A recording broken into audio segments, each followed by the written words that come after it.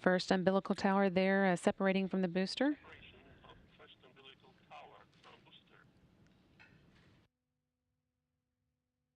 30 seconds now until launch. Ground umbilical to the third stage has been disconnected, and in just a moment the second umbilical tower will separate. Power on board. There's the second tower. Command for ignition, oxygen. Launch command has been issued. 7, 6, 5, 4, 3, 2, 1. Engine turbo pump at flight speed. Engines at maximum thrust. Lift off. And there is liftoff of the Soyuz MS-10 to the International Space Station, carrying Nick Hague and Alexei Ovchinin to the orbital complex. This again is Nick Hague's first time to launch to space, and Alexei Ovchinin's second. One copy. Everything is good on board, and we are feeling well. Copy. Burlak 1. Hearing good first stage performance for the Soyuz, delivering 930,000 pounds of thrust from its 4 boosters and single engine.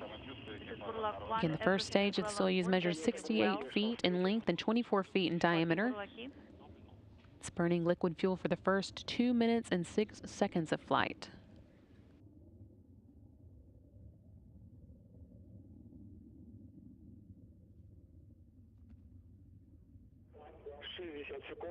$60 seconds into the flight. The pressure in the chamber is nominal. Burlak 1, copy. Everything is well on board. They're feeling well. Thank you. Copy. Everything proceeding as intended for today's flight. Now just a little over a minute into it. The velocity of the Soyuz is about 1,100 miles per hour.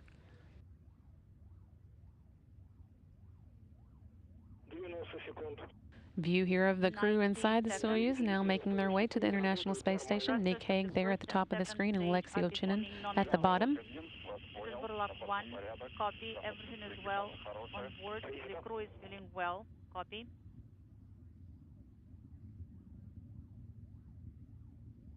View here of the Soyuz making its way into space. Everything looking good, proceeding nominally. Inaudible. And we have the escape tower for the Soyuz now jettisoned.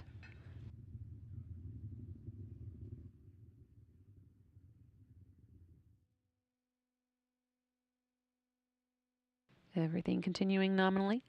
The 4 strap-on boosters have been jettisoned, and they've completed their job, dropped away at an altitude of 28 statute miles. Soyuz traveling about 3,350 miles an hour.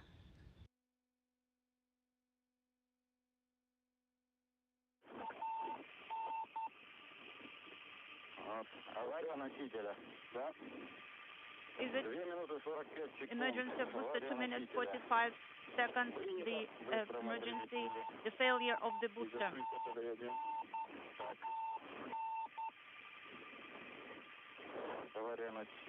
Failure of the booster. BS, yes, BS. Separation.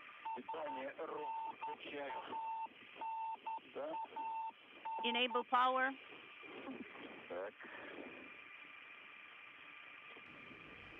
190 seconds into the flight, Soyuz traveling about 4,700 miles per hour. Don't be in a hurry. Burlaki, copy.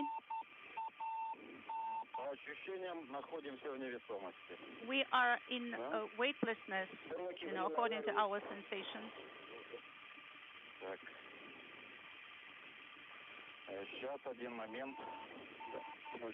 Stand by.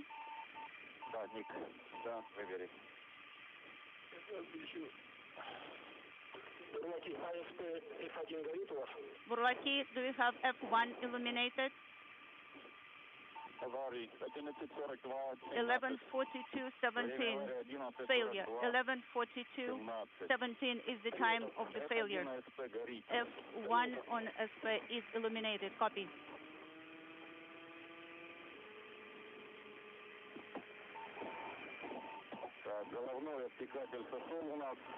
His shroud is separated. The crew is feeling well. Everything is well on board. We have routes in our hands, and the power is on. Copy. So what are the recommendations of the ground? What about the separation? Did the separation go through? Yes, it did. 11:42:55. Burlaki, did you deactivate Rus power? No. Did you activate the Rus power? Yes, the Rus power is on. ON.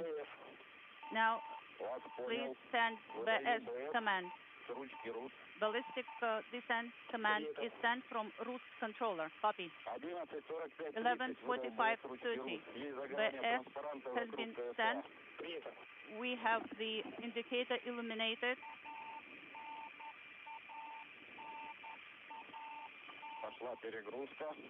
The overload has started. Yes, we are getting ready for the deload.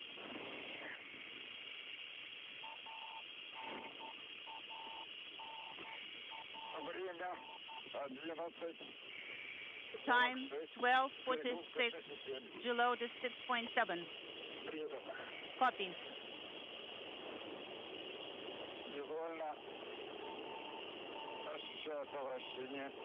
We feeling rotation. The deload is going down. 18:46:20. Deload is 272 and going down.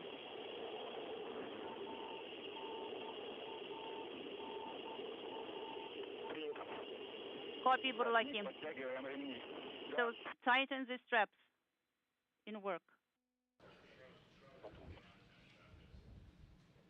Hearing there that there has been an issue with the booster, and we're standing by for information as we continue to get it from the Russian flight control team, but everything seems to be fine with the crew. We had good comm with them, and they are okay. We continue to wait for more information. Launch lead.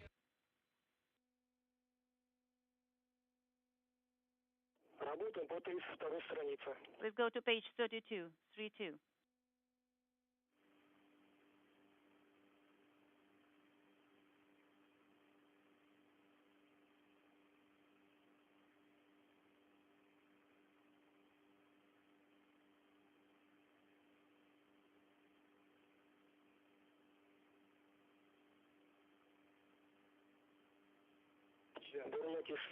Burlaki, launch lead.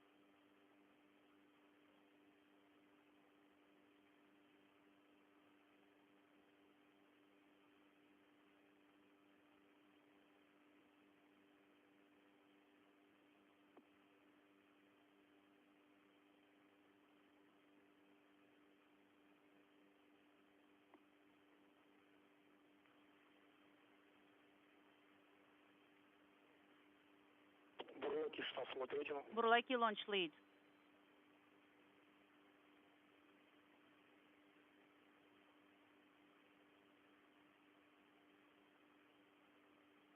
Team here in Mission Control is working with their counterparts in Russia, getting more information on the issue with the booster that has changed today's launch plan.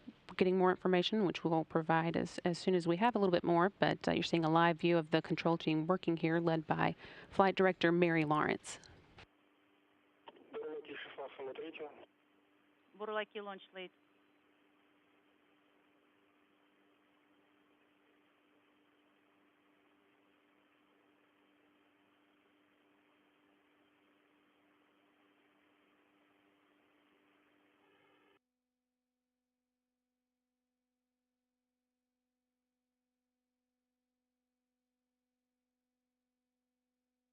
Burlaki launch lead.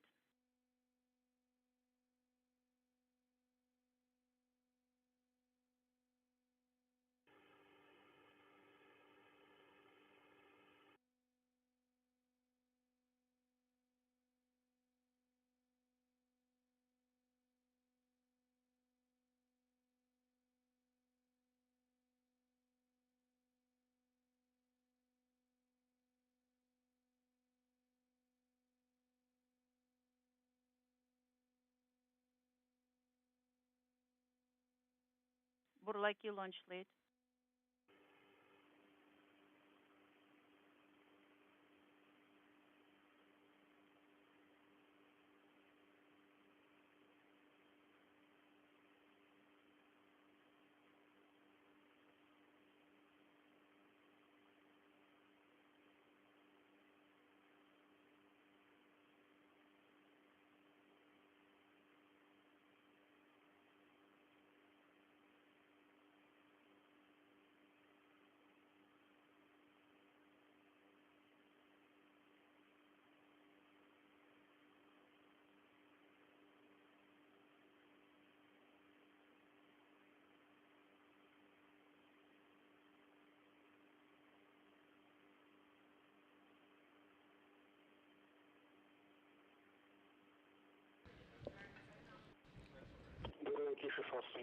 Burlaki launch lead.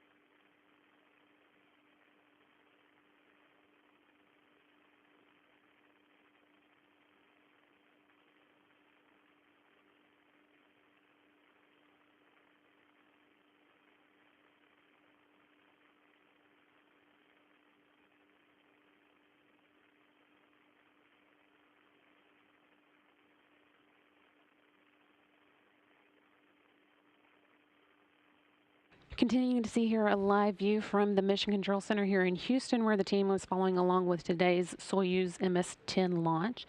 That launch did have a problem with the booster a few seconds after the first stage separation. And we can confirm now that the crew has started to go into the ballistic descent mode. They'll be going in on a sharp landing today. I think it'll be coming up fairly shortly.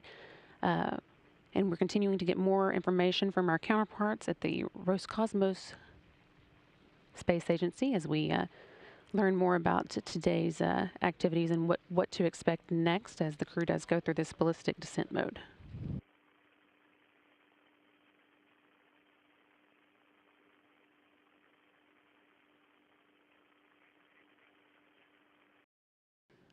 This is Mission Control Houston. The search and rescue forces who took off at 3:55 a.m. Central Time from Baikonur expected to reach the area where the Soyuz MS-10 descended at about an hour and a half later, so we're about 30 minutes into that flight. We are hearing already that the forces are in contact with Nick Hague and Alexei Ovchinin on board the Soyuz, and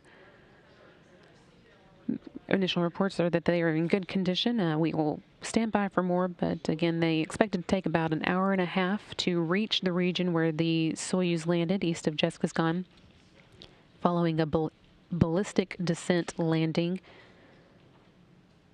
that took place after an issue with today's 3:40 a.m. Central Time launch. The ballistic descent does mean that the Soyuz module comes in more steeply than it would on a normal landing trajectory, which means that the crew is subjected to higher G-forces during the descent, but it is a known mode of descent that crew members have gone through before. Again, that took place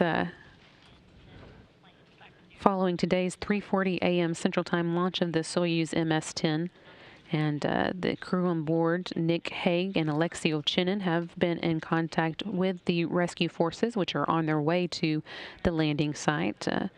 Expected to reach it probably still about an hour from now.